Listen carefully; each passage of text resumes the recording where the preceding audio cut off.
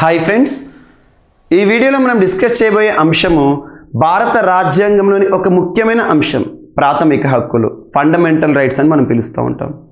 The supreme law of the land అర్థం ఏంటంటే భారతదేశంలో అమల్లో ఉన్న అత్యున్నత చట్టం, అదే మన రాజ్యాంగం. ఈ రాజ్యాంగంలోని అతి ముఖ్యమైన అంశము ప్రాథమిక హక్కులు.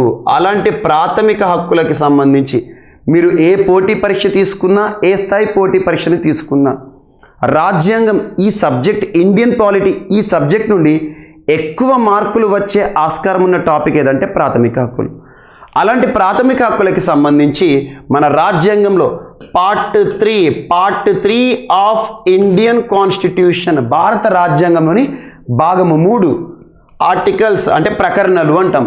ఆర్టికల్స్ 12 నుండి 35 వరకు ప్రాథమిక హక్కులకి సంబంధించిన ప్రస్తావన మన రాజ్యాంగంలో చూడడం జరుగుతుంది. ఈ టాపిక్ని నేర్చుకునేటప్పుడు అభ్యర్థులు ముఖ్యంగా వేటిపైన ఫోకస్ చేయాలంటే ప్రాథమిక హక్కులకి సంబంధించిన చరిత్ర ఏంటి. సో చరిత్ర అంటే ఏంటంటే ఏ వ్యక్తులు ప్రాథమిక హక్కులకి సంబంధించి ప్రస్తావిస్తూ వార్తలు నిలిచారు, and at the same time ప్రాథమిక హక్కుల కోసం జరిగిన ఉద్యమాలు కానివ్వండి, అండ్ ముఖ్యంగా అన్నిటికంటే ఇంపార్టెంట్ ఏంటంటే 1948 డిసెంబర్ 10 ఐక్యరాజ్య సమితికి సంబంధించి విశ్వ మానవ హక్కుల ప్రకటన, దాని యొక్క ఆదేశాల అనుసారం మన భారత రాజ్యాంగంలో చేర్చబడిన ప్రాథమిక హక్కులో ప్రస్తుతం ఎన్ని హక్కులు ఉన్నాయి, ఏ భాగంలో ఉన్నాయి, వీటిని ప్రత్యేకంగా చూడండి. అండ్ నెక్స్ట్ వచ్చేసి మరి మన భారత రాజ్యాంగంలో ప్రాథమిక హక్కులకు ఆధార రాజ్యాంగం ఏది అంటారు? అమెరికా రాజ్యాంగం, అమెరికన్ కాన్స్టిట్యూషన్ మన భారత రాజ్యాంగంలోని ప్రాథమిక హక్కులు అనే ఈ టాపిక్కి ఆధారం. మరి ఇండియాలో ఫండమెంటల్ రైట్స్ అంటాం. మన ఇండియన్ కాన్స్టిట్యూషన్లో, భారత రాజ్యాంగంలో ప్రాథమిక హక్కులు అని పిలుస్తాం. మరి అమెరికా రాజ్యాంగంలో ప్రాథమిక హక్కులను ఏ పేరుతో ప్రస్తావిస్తారంటే bill of rights. Bill of rights. So మనకు ఆధార రాజ్యాంగం ఏదైనా ఒక రాజ్యాంగం ఉంటే ఆ రాజ్యాంగంలో మనకు ప్రస్తుతం రాజ్యాంగంలో ఒక టాపిక్ని ఏ పేరుతో పిలుస్తారు, ఆ పేరు కూడా గుర్తుంచుకోవాల్సి ఉంటుంది. ఎగ్జామినేషన్లో ప్రీవియస్ పేపర్స్ కనుక మీరు చూస్తే అడిగారు చాలాసార్లు. భారత రాజ్యాంగంలో ఉన్న ప్రాథమిక హక్కులకు ఆధార రాజ్యాంగం ఏది అంటే అమెరికా రాజ్యాంగం. మరి అమెరికా రాజ్యాంగంలో ప్రాథమిక హక్కులను ఏ విధంగా పేర్కొన్నారు అన్నారు? Bill of rights. సో అలాంటి ప్రాథమిక హక్కులకి సంబంధించి ఇప్పుడు ఈ వీడియోలో ఒక్కొక్క ఆర్టికల్ని కాకుండా ఒక ఆర్టికల్ని ఎగ్జాంపుల్గా తీసుకుని ఒక ప్రకరణ, మనం నిబంధన అంటాం, రాజ్యాంగం అంతా కూడా నిబంధనలతో కూడుకొని ఉంది. అలాంటి ఒక నిబంధన లేదా ఒక ఆర్టికల్ లేదా ఒక ప్రకరణని ఆధారంగా చేసుకొని ఏ విధంగా చదివితే మనకు ఎక్కువ మార్కులు వచ్చేందుకు ఆస్కారం ఉంటుంది, ఎక్కువ మార్కులు పొందే స్కోప్ ఉంటుందో చూద్దాం. ఎగ్జాంపుల్, ప్రాథమిక హక్కుల్లో ఒక ఆర్టికల్, ఒక బేసిక్ ఆర్టికల్ అనుకోండి, ఆర్టికల్ 19 క్లాస్ 1 క్లాస్ ఏ. ఒక ఆర్టికల్ని ఎగ్జాంపుల్గా తీసుకొని ఈ ఆర్టికల్ని ఎన్ని విధాలుగా ఒక చట్టానికి ముడిపెట్టాల్సి ఉంటుంది, దానికి సంబంధించిన కొన్ని ప్రముఖ కేసులు ఉంటాయి, ఇటీవల వార్తలు ఇచ్చిన కొన్ని వివాదాలు, వీటన్నిటినీ కూడా ఒకే ఆర్టికల్ని ఆధారంగా చేసుకొని ఏ విధంగా చదివితే మనకు ఎక్కువగా గుర్తుంటుంది, ఎక్కువగా మార్కులు వచ్చేందుకు ఆస్కారం ఉంటుందో చూద్దాం. సో ఆర్టికల్ 19(1)(a) బేసిక్గా మనం సింపుల్ వర్డ్స్లో చెప్పాలంటే ఏంటి? భావ వ్యక్తీకరణ హక్కు. సో రైట్ టు ఎక్స్ప్రెషన్, వాక్కు హక్కు అంటాం. భారతదేశంలోని ఏ పౌరుడైనా తనకు నచ్చిన భావాలను, తన మనసులో ఉన్న భావాలను నచ్చిన విధంగా వ్యక్తపరచుకోవచ్చు. మనం కొంతమంది ఏం చేస్తాం, మాటల ద్వారా మన భావాలను వ్యక్తపరుస్తాం. కొంతమంది ఏం చేస్తారు, సైగల ద్వారా భావాలను వ్యక్తపరుస్తారు. కొంతమంది ఏం చేస్తారు, పేపర్లు రాస్తారు. పేపర్ రాసేసి సో పలానా ఒక విషయాన్ని చెప్పదలుచుకున్నానని చెప్పేసి పేపర్ రాస్తారు. మరి కొంతమంది ఏం చేస్తారు, అలా పేపర్లు రాసి దానికి ఒక దృశ్య రూపాన్ని ఇస్తారు. అదే సినిమాలు. ఈరోజు సినిమాలు కానివ్వండి, మనం డైలీ చదివే న్యూస్ పేపర్స్ కానివ్వండి, ఇవన్నీ కూడా ఆర్టికల్ 19 క్లాస్ 1 క్లాస్ ఏలో భాగం.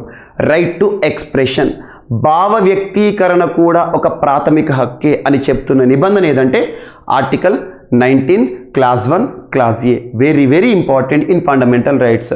రాజ్యాంగంలోని ప్రాథమిక హక్కులో ఈ ఆర్టికల్ ఎక్కువగా వార్తలు నిలుస్తూ ఉంటుంది. ఈరోజు నేను క్లాస్ చెప్తున్నాను అంటే అర్థం, దానికి ఆధారం ఆర్టికల్ 19 క్లాస్ 1(a). సో భారతదేశంలోని ఏ వ్యక్తి అయినా, ఏ పౌరుడైనా తనకు నచ్చిన భావాలను, తన మనసులో ఉన్న భావాలను నచ్చిన విధంగా వ్యక్తపరచుకోవచ్చు. సో నోటి ద్వారా చెబుతాడా, చేతల ద్వారా చెప్తాడా, లేదా సైగల ద్వారా చెప్తాడా, రాసి చెప్తాడా, చూపిస్తాడా, సినిమాలు తీస్తారా, సీరియల్ తీస్తారా, ఇవన్నీ కూడా, లేదా సోషల్ మీడియా. ఈరోజు సోషల్ మీడియా అంటేనే ఆర్టికల్ 19 క్లాస్ 1 క్లాస్ ఏలో భాగంగా చూడొచ్చు, అంతర్గతంగా ఉంటాయి. సో అలాంటి ఆర్టికల్ 19 క్లాస్ 1 క్లాస్ ఏకి సంబంధించి ఇక్కడ మనం ఏమేమి డిస్కస్ చేయాలంటే చట్టాలు కానివ్వండి అండ్ కొన్ని అంశాలను ఎగ్జాంపుల్గా తీసుకొని సెక్షన్స్ని కానివ్వండి చూడాల్సి ఉంటుంది.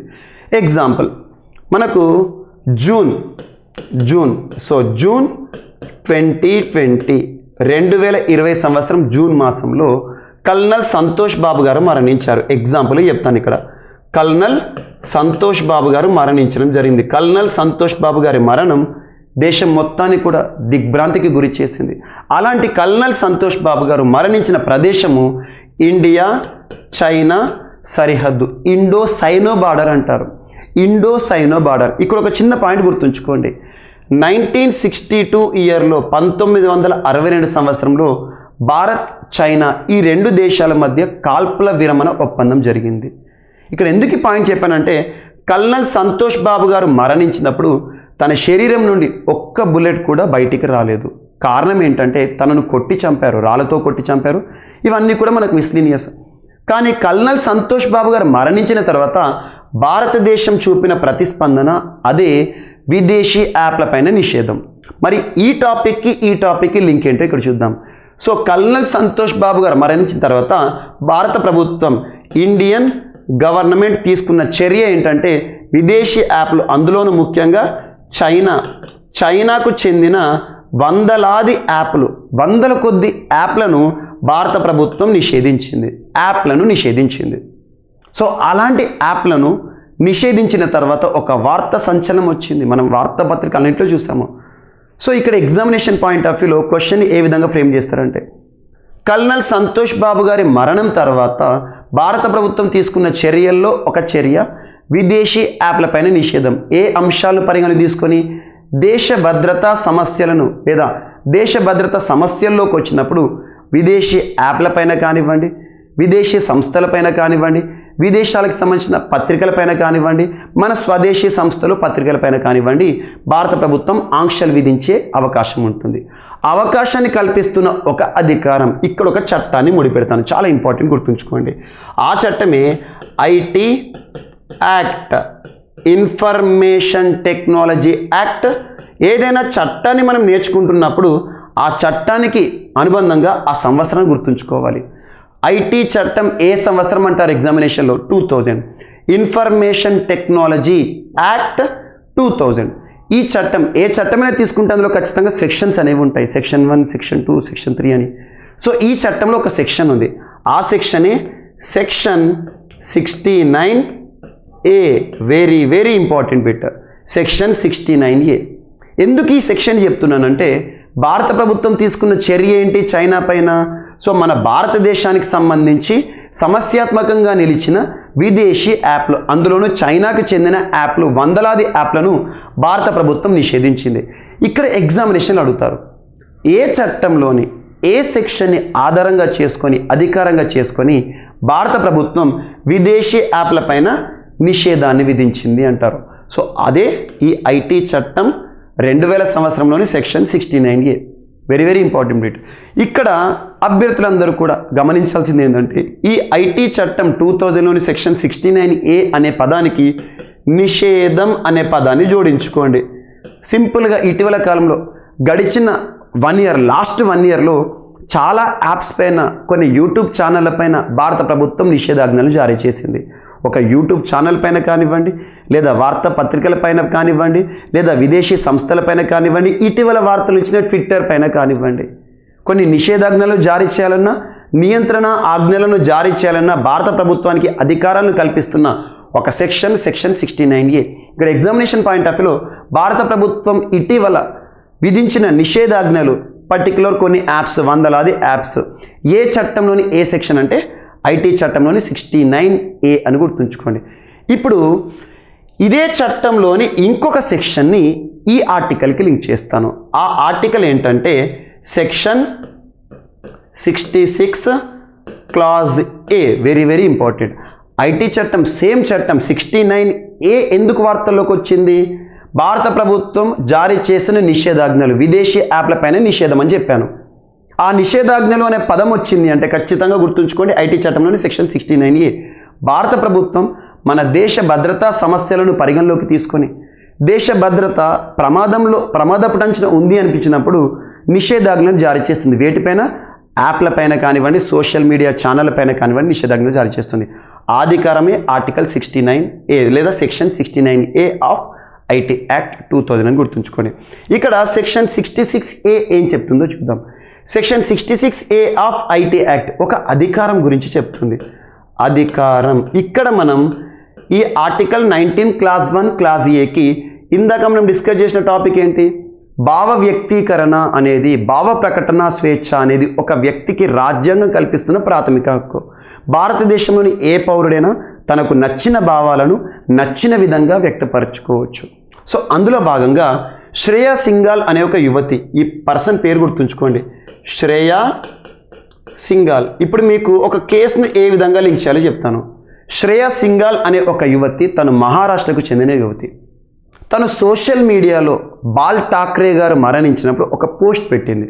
ఒక పోస్ట్ కామన్గా సోషల్ మీడియా అంటే ఫేస్బుక్, ట్విట్టర్ ఇలాంటివి ఉంటాయి కదా, అలా ఫేస్బుక్ ఏదైతుందో సోషల్ మీడియాలో శ్రేయా సింఘాల్ అనే ఒక యువతి తను ఒక పోస్ట్ పెట్టింది. ఆ పోస్ట్కి స్పందన రాష్ట్రంలో శాంతి భద్రతల సమస్యలు. దాన్ని ఆధారంగా చేసుకొని ఒక పోలీస్ అధికారి శ్రేయా సింఘాల్ని అరెస్ట్ చేయడం జరిగింది. ఇలాంటి అరెస్ట్ వెనుక ఆ ఇతివృత్తం అంతా కూడా మనం ఇన్ డీటెయిల్గా నేర్చుకోవాలి. జస్ట్ ఇక్కడ బేసిక్గా చెప్తున్నాను. శ్రేయా సింఘాల్ కేసు 2015 సంవత్సరం, 2015. ఇక్కడ మనం గుర్తుంచుకోవాల్సింది ఏంటంటే ఏదైనా ఒక కేసును పాలిటీలో నేర్చుకుంటున్నప్పుడు concerned year should be memorised, అంటే ఖచ్చితంగా ఆ సంవత్సరం ఏదైతుందో దాన్ని ఖచ్చితంగా మనం గుర్తుంచుకోవాల్సిందే. సో ఇక్కడ శ్రేయా సింఘాల్ కేసు, శ్రేయా సింఘాల్ కేసు ఏ సంవత్సరం అంటారు? Very very important. 2015 Shreya Singhal versus union of India case. మనకు ఆర్టికల్ 19 క్లాస్ 1 క్లాస్ Aకి సంబంధించింది. శ్రేయా సింఘాల్ ఏం చేసింది? తన యొక్క భావ వ్యక్తీకరణ, భావ ప్రకటన స్వేచ్ఛ హక్కును వినియోగించుకొని సోషల్ మీడియాలో ఒక పోస్ట్ పెట్టింది. Article 19 class 1 class A social మీడియాలో పోస్ట్. కానీ ఆ పోస్ట్ రాష్ట్రంలో కొన్ని ప్రాంతాల్లో శాంతి భద్రతలకు సమస్యను తీసుకొచ్చింది అని శ్రేయా సింఘాల్ని ఒక పోలీస్ అధికారి అరెస్ట్ చేశాడు. పోలీస్ అధికారి, మహారాష్ట్రకు సంబంధించిన వ్యక్తి. ఆ అరెస్ట్ చేసిన తర్వాత ఈ కేసు సుప్రీంకోర్టుకి వెళ్ళింది. సుప్రీంకోర్టుకు వెరీ వెరీ ఇంపార్టెంట్. ఇక్కడ ఒక టాపిక్ని ఇక్కడ లింక్ చేస్తాను. ప్రాథమిక హక్కులు ఒక వ్యక్తికి కల్పించబడిన అత్యున్నత హక్కులు. అలాంటి ప్రాథమిక హక్కులకు ఉల్లంఘన కనుక జరిగితే, ఉల్లంఘన వాటిల్లితే ఒక వ్యక్తిని లేదా భారతదేశంలోని పౌరుడిని ఎవరు సంరక్షిస్తారంటే according to article 32 supreme court, according to article 226 it is high court. High court మరియు సుప్రీంకోర్టు భారతదేశంలో ప్రాథమిక హక్కుల సంరక్షణ బాధ్యతలు చూసుకుంటాయి. ఒక వ్యక్తికి సంబంధించి ప్రాథమిక హక్కులకు సంబంధించి ఏదైనా ఉల్లంఘన వాటిల్లితే ఆర్టికల్ 32 ఆధారంగా సుప్రీంకోర్టు పరిరక్షిస్తుంది మనల్ని. ఆర్టికల్ 226 ఆధారంగా high court, concerned high court in the particular state, అది మనల్ని ప్రొటెక్ట్ చేస్తుంది. సో ఇక్కడ ఎందుకు చెప్పానంటే శ్రేయా సింఘాల్ కేసు సుప్రీంకోర్టుకి వెళ్ళింది. కారణం ఏంటి? తన యొక్క ప్రాథమిక హక్కుకి ఉల్లంఘన జరిగిందని తను వాదిస్తోంది. ఉల్లంఘన, ప్రాథమిక హక్కుకు ఉల్లంఘన, కాబట్టి సుప్రీంకోర్టు జోక్యం చేసుకోవాల్సి వచ్చింది. సో శ్రేయా సింఘాల్ చేసిన తప్పిదం ఏంటి? ఒక సోషల్ మీడియాలో ఫేస్బుక్లో ఒక స్టేట్మెంట్ పెట్టింది. ఆ స్టేట్మెంట్ వివాదాస్పదమైంది, శాంతి భద్రతల సమస్యలకు కారణమైందని పోలీస్ అధికారి తనను అరెస్ట్ చేశారు. ఈ కేసులో సుప్రీంకోర్టు ఇచ్చిన సంచలన తీర్పు ఏంటంటే ఐటీ చట్టం 2000 సంవత్సరం గుర్తుంచుకోండి, చట్టానికి సంవత్సరం గుర్తుంచుకోవాలి. ఐటీ యాక్ట్ 2000లోని సెక్షన్ 66 క్లాజ్ Aని నిషేధించడం జరిగింది, తొలగించడం జరిగింది. ఎగ్జామినేషన్ పాయింట్ ఆఫ్ వ్యూ అడుగుతారు. Shreya Singhal case, Shreya Singhal versus union of India case 2015. ఈ కేసులో సుప్రీంకోర్టు ఏ చట్టంలోని ఏ సెక్షన్ని తొలగించింది అంటే section 66A of IT act. మరి తొలగించింది అంటున్నాను, మరి ఇదేంటో తెలుసుకోవాలి ఇక్కడే. ఇప్పుడు పోలీసు శ్రేయా సింఘాల్ అనే ఒక మహిళను అరెస్ట్ చేశాడు. ఏ అధికారాన్ని వాడుకొని అరెస్ట్ చేశారు? పోలీసులకి కల్పిస్తున్న ఈ చట్టంలోని ఈ సెక్షనే ఆ అధికారం. సామాజిక మాధ్యమాల ద్వారా ఎవరైనా ఒక వ్యక్తి తన భావ వ్యక్తీకరణను ప్రకటించినా లేదా ఏదైనా ఒక స్టేట్మెంట్ పెట్టినా ఆ స్టేట్మెంట్ లేదా ఆ ప్రకటన సమాజంలో శాంతి భద్రతల సమస్యగా గనక కారణమైతే ఆ కన్సర్న్డ్ పర్సన్ని పోలీసులు అరెస్ట్ చేయొచ్చు. పోలీసులకు కల్పిస్తున్న అధికారమే ఐటీ చట్టంలోని సెక్షన్ 66A. మరి ఇప్పుడు చూడండి, ఒకటేమో అధికారం, రెండవదేమో హక్కుకు మరియు అధికారానికి జరిగిన ఈ సంఘర్షణ ఏదైతే ఉంటుందో, ఈ సంఘర్షణలో సుప్రీంకోర్టు ఏం చెప్పింది? శ్రేయా సింఘాల్ ఒక పౌరుడు అనుకోండి, సిటిజన్, శ్రేయా సింఘాల్కి మద్దతు ఇచ్చింది. సో భారతదేశంలో ప్రాథమిక హక్కులకి ఉల్లంఘన వాటిల్లితే అది ఎంతటి చట్టమైనా ఎంతటి సెక్షన్ అయినా కూడా ఉండకూడదు అని చెప్పి సంచలన తీర్పిచ్చింది. సో ఇక్కడ చూడండి, ఆర్టికల్ 19 క్లాజ్ 1 క్లాజ్ ఏ ఏం చెప్తుంది? భావ ప్రకటన స్వేచ్ఛ హక్కు గురించి చెప్తుంది. అలాంటి భావ ప్రకటన స్వేచ్ఛ హక్కును వాడుకుంది శ్రేయా సింఘాల్ సామాజిక మాధ్యమాల్లో. కానీ సామాజిక మాధ్యమాల్లో సమాజంలో శాంతి భద్రతల సమస్యకు కారణంగా ఉండే ప్రకటన ఎవరైనా చేస్తే అరెస్ట్ చేసేందుకు పోలీసులకు అధికారం ఇచ్చింది ఈ చట్టం, పార్లమెంట్. మరి ఇప్పుడు ఒకరికేమో హక్కు, ఒకరికేమో అధికారం. మరి హక్కులు అత్యున్నతం భారతదేశంలో, ఎందుకంటే హక్కులకి గనక భంగం వాటిల్లితే సుప్రీంకోర్టే పరిరక్షిస్తామని చెప్పేసి ఆర్టికల్ 32లో ఉంది. అందుకే ఆర్టికల్ 32ను అంబేద్కర్ గారు, డాక్టర్ బిఆర్ అంబేద్కర్ గారు ప్రాథమిక హక్కులకు హృదయం వంటిది, రాజ్యాంగానికే హృదయం వంటిది అని చెప్పేసి పేర్కొన్నారు. సో అటువంటిది శ్రేయా సింఘాల్ కేసులో హక్కులకు ప్రాధాన్యత ఇస్తూ ఈ చట్టంలోని ఈ సెక్షన్ను తొలగించింది భారత ప్రభుత్వం. అండ్ భారత ప్రభుత్వం తొలగించింది అంటే సుప్రీంకోర్టు గైడ్లైన్స్ ఆధారంగా తొలగించింది. సో ఇప్పుడు చూడండి, ఒకటే చట్టంలోని 2 సెక్షన్స్, ఎగ్జామినేషన్లో కన్ఫ్యూజన్ రావచ్చు. ఐటీ చట్టంలోని 69A ఏం చెప్తుంది? సమస్యాత్మకంగా ఉండే యాప్ల పైన కానివ్వండి, ఛానళ్ళ పైన కానివ్వండి నిషేధాన్ని విధించవచ్చు. ఇక్కడ ఏం చెప్తుంది? అధికారులు పోలీసులకు ఇచ్చిన అధికారాన్ని కట్టడి చేశారు. ఎందుకంటే పోలీసు తన అధికారాన్ని వాడుకొని శ్రేయా సింఘాల్ని అరెస్ట్ చేశారు కాబట్టి. సో ఇక్కడ చూడండి, 2 చట్టాలు, ఒక చట్టంలోని 2 సెక్షన్ చెప్పాను, ఒక కేసు చెప్పాను. సో దీన్ని మనం ఆర్టికల్ 19(1)(a)కి లింక్ చేసుకోవాలి. అండ్ ఇంకొకటి ఏంటంటే, ఈరోజు యాప్స్ కానివ్వండి, చాలామంది మనం యాప్స్ని రూపకల్పన చేస్తున్నాం. యాప్స్ ద్వారా కొంతమంది వంటలకి సంబంధించిన వీడియోలు చేస్తారు, కొంతమంది వీడియో క్లాసెస్ ఇస్తారు, కొంతమంది ఎవరైతే ఉంటారో వారు చెప్పాల్సినవి యాప్ రూపంలో చెప్పేస్తున్నారు. ఈ యాప్లు అనేవి ఏ ప్రకరణలో భాగం, ఏ ప్రాథమిక హక్కుల భాగం అంటే ఆర్టికల్ 19 క్లాజ్ 1 క్లాజ్ A ప్రాథమిక హక్కు, గుర్తుంచుకోండి. సో ఇలాంటివి మనకు కొన్ని చట్టాలను కానివ్వండి, కొన్ని కేసులను కానివ్వండి లింక్ చేసుకోవాలి. అండ్ ఇక్కడే ఇంకొక పాయింట్ని యాడ్ చేస్తాను. ఎగ్జాంపుల్, ఇటీవల దేశవ్యాప్తంగా సంచలనమైన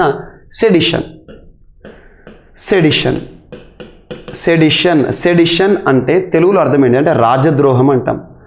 రాజద్రోహం లేదా దేశద్రోహం, రాజద్రోహం లేదా దేశద్రోహం. రాజద్రోహం, దేశద్రోహం రెండూ ఒకటే పదం అనుకోండి. సో భారతదేశంలో సెడిషన్కి సంబంధించి సెక్షన్ 124A అనేది రానున్న పోటీ పరీక్షలో very very important point to be focused for the competitive aspirants. Section 124A ఏం చెప్తుంది? సెడిషన్, దేశద్రోహం గురించి చెప్తుంది. ఇటీవల కాలంలో ప్రభుత్వాలను కనుక మీరు పరిగణలోకి తీసుకుంటే ప్రభుత్వాల చేతికి ఉన్న ఒక ఆయుధంగా సెడిషన్ని తీసుకోవచ్చు. కొరడా జులిపిస్తున్నారు. నా యొక్క భావాలను సింపుల్గా నేను ప్రభుత్వాన్ని విమర్శిస్తున్నాను అనుకోండి, ప్రభుత్వం చేసిన తప్పిదాలను చూపిస్తున్నాను అనుకోండి, అటువంటి సమయంలో ప్రభుత్వం ఏం చేస్తుంది? నన్ను దేశద్రోహిగా ముద్రిస్తోంది. అలా దేశద్రోహిగా ముద్రించి సెడిషన్ని నాపై మోపుతుంది. మరి ఇది భావ వ్యక్తీకరణ, భావ ప్రకటన స్వేచ్ఛకు ఉల్లంఘనే కదా. అందువల్ల సుప్రీంకోర్టు ఇటీవల ఏం చేసింది? 2022 సంవత్సరం జూన్ మాసంలో సెడిషన్ని నిలుపుదల చేసింది. సెడిషన్ని నిలుపుదల వేరు, నిషేధం వేరు. నిలుపుదల అంటే తాత్కాలికంగా ఆపండి, కొత్త కేసులు నమోదు చేయకండి, దీనిపైన అధ్యయనం జరుగుతుంది అని. అదే నిషేధం అంటే ఏంటి? ఇందాక మనం చర్చించుకున్నాం కదా, ఐటీ చట్టం, ఇన్ఫర్మేషన్ టెక్నాలజీ యాక్ట్ 2000 సెక్షన్ 66Aని నిషేధించారు. ఇది నిలుపుదల చేశారు. సో చూడండి, ఒక్క ఆర్టికల్ 19 క్లాజ్ 1 క్లాజ్ A ఏదైతే ఉంటుందో భావ వ్యక్తీకరణ హక్కు. ఎవరైనా తనకు నచ్చిన భావాలను నచ్చిన విధంగా వ్యక్తపరచుకోవచ్చు. ఈరోజు యాప్ల రూపకల్పన కూడా పేపర్లు కానీ, సినిమాలు కానీ, సీరియల్స్ కానీ, మనం మాట్లాడే మాటలు కానివ్వండి, సైగలు కానివ్వండి, ఇవన్నీ కూడా ఆర్టికల్ 19 క్లాజ్ 1 క్లాజ్ Aలకు వస్తాయి. అలాంటి యాప్స్ ఏవైతే ఉంటాయో ఇవి వివాదాస్పదంగా ఉన్నాయనుకోండి, భారతదేశంలో శాంతి భద్రతల సమస్యకు కారణమవుతున్నాయి అనుకోండి, వీటిని నిషేధించవచ్చు. ఆ నిషేధించడానికి అవసరమైన చట్టం, అధికారం ఏంటిది? Section 69 clause A of IT act information technology act 2000లోని సెక్షన్ 69A. అండ్ ఇక్కడ భావ వ్యక్తీకరణకి సంబంధించి శ్రేయా సింఘాల్ లింక్ చేసాం. శ్రేయా సింఘాల్ కేసులో సుప్రీంకోర్టు ఏ చట్టంలోని ఏ సెక్షన్ని తొలగించింది అంటే section 66A of IT act. So వీటిని లింక్ చేసుకోండి. అండ్ ఇటీవల సెడిషన్ సంబంధించి కొన్ని బేసిక్స్ చూసుకోవాలి. ఇండియన్ పీనల్ కోడ్ మనం ఎక్కడి నుండి రావాలంటే 1837 Thomas Macaulay commission, law commission వారు చేసిన సిఫార్సుల ఆధారంగా 1860 ఇండియన్ పీనల్ కోడ్ ఐపీసీ 1860లో ఐపీసీ అమల్లోకి వచ్చినప్పుడు సెడిషన్ అనే నిబంధన లేదు. ఆ తర్వాత 1890 సంవత్సరంలో సెడిషన్ అనే నిబంధన దేశద్రోహం, రాజద్రోహం అనే నిబంధనను యాడ్ చేశారు. అలా 1890 నుండి దేశంలో అమల్లోకి వచ్చింది రాజద్రోహ చట్టం. ఈ రాజద్రోహ చట్టం ఆధారంగా బ్రిటిష్ వాళ్ళకు వ్యతిరేకంగా ఎవరైనా తన భావాలను వ్యక్తీకరించినా లేదా బ్రిటిష్ వాళ్ళని విమర్శించినా, బ్రిటిష్ ప్రభుత్వాన్ని తప్పు పడుతూ ఎవరైనా స్వాతంత్రోద్యమంలో పాల్గొన్నా కూడా వారిని ద్వీపాంతరవాసిగా ముద్రిస్తూ వారిని దేశం నుండి దాటించి అండమాన్ నికోబార్లోని ఒక జైల్లో పెట్టారు. అటువంటిది ఈరోజు సమస్యగా ఉంది. బ్రిటిష్ వారు వారి అవసరాల కోసం స్వాతంత్రోద్యమాన్ని మ్యాక్సిమం సప్రెస్ చేయడానికి తీసుకువచ్చిన ఒక చట్టం ఏదైతే ఉంటుందో నల్ల చట్టం, అది ఈరోజు సమస్యాత్మకంగా నిలిచింది. భారత ప్రభుత్వం నేటికి కూడా సింపుల్ లాజిక్ ఏంటంటే 2015 సంవత్సరం నుండి 2021 సంవత్సరం మధ్య వరకు దాదాపు 356 కేసులు నమోదైనాయి. ఎప్పటి సెడిషన్ చట్టము ఎప్పుడు కేసులు నమోదవుతున్నాయి కాబట్టి సుప్రీంకోర్టు జోక్యం చేసుకుంది. ఇప్పటికీ కూడా ఈ సెడిషన్ ఎందుకు ఇంకా తప్పుగా కేసులు బనాయిస్తున్నారు, ప్రభుత్వాన్ని ప్రశ్నించే వారిని ఈ సెడిషన్ అనే ఒక రాజద్రోహం అనే ముద్ర వేసేసి జైలుకి పంపిస్తున్నారు, యావజ్జీవ కారాగార శిక్షకు గురి చేస్తున్నారు. ఇది చాలా తప్పు. సో ఇప్పుడు నిషేధించట్లేదు, నిలుపుదల చేస్తున్నామని ఇటీవల సుప్రీంకోర్టు దీన్ని ఆపేశారు. దీనికి సంబంధించి ఇంకొక 2 కేసులు ఉంటాయి. Ramesh Thapar versus state of Madras 1950 సెడిషన్కి సంబంధించి సుప్రీంకోర్టు ఏం చెప్పింది. Next Kedarnath Singh versus state of Bihar 1962 ఒక కేసు చదివినప్పుడు ఖచ్చితంగా దానికి పక్కన సంవత్సరాన్ని గుర్తుంచుకోవాలి. ఆ కేసులో ఇచ్చిన తీర్పులు ఏంటో చూడాల్సి ఉంటుంది. సో అలా జస్ట్ బేసిక్గా ఇక్కడ మనం ఆర్టికల్ 19 క్లాస్ 1 క్లాస్ ఏలోనే ఇన్ని వర్ధమాన అంశాలు ముడిపడి ఉన్నాయి చూడండి. చట్టాలు కానివ్వండి, కేసులు కానివ్వండి. అటువంటిది ప్రాథమిక హక్కుల్లో ప్రతి ఆర్టికల్లో కూడా మనకి ఇటీవల చూడండి హిజాబ్ ఇష్యూ అనేది వచ్చింది. మనకి హిజాబ్ కర్ణాటకలోని ఒక ప్రాంతం ఉడిపి అనే ప్రాంతంలో ప్రారంభమైన ఒక వివాదం. సింపుల్గా చెప్పాలంటే ముస్లిం అమ్మాయిలకి సంబంధించి వాళ్ళ డ్రెస్ కోడ్, వాళ్ళ మత నియమం. అలాంటిది right to wear hijab is also a fundamental right according to their right. అంటే అర్థం ఏంటిదంటే హిజాబ్ ధరించడం కూడా మన మత